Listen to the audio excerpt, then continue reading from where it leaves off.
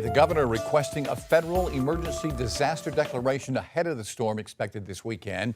As you just heard a few moments ago, ice storm warnings are now in effect for our coverage area with dangerous roads and possible power outages.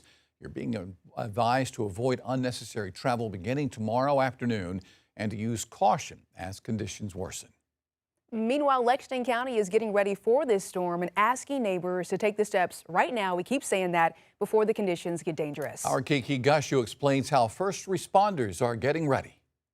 For the first time, Lexington County has its own emergency road closure map, available on the county's website. The interactive map shown here shows which roads are open and which are too dangerous to travel as conditions change. Captain Adam Myrick with the Lexington Sheriff's Department says deputies will play a key role in keeping that information updated throughout the storm. One of our extra roles in an event like this, something weather related, is to be the eyes and ears of the county when it comes to which roads are passable and which roads are simply too treacherous to go down.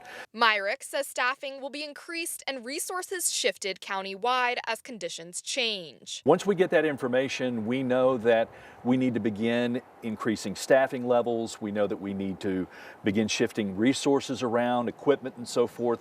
And we've been doing that throughout these past several days as we've prepared for this. So we are ready, we are prepared.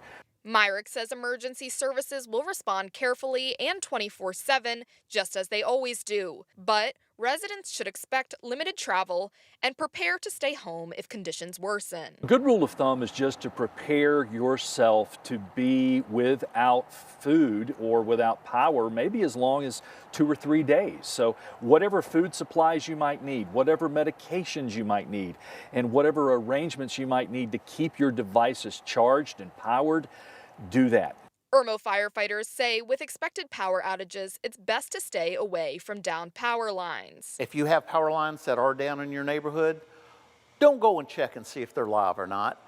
Even we in the emergency services, we assume every downed power line is live. If it's on a fence, if you touch your fence, you could get electrocuted.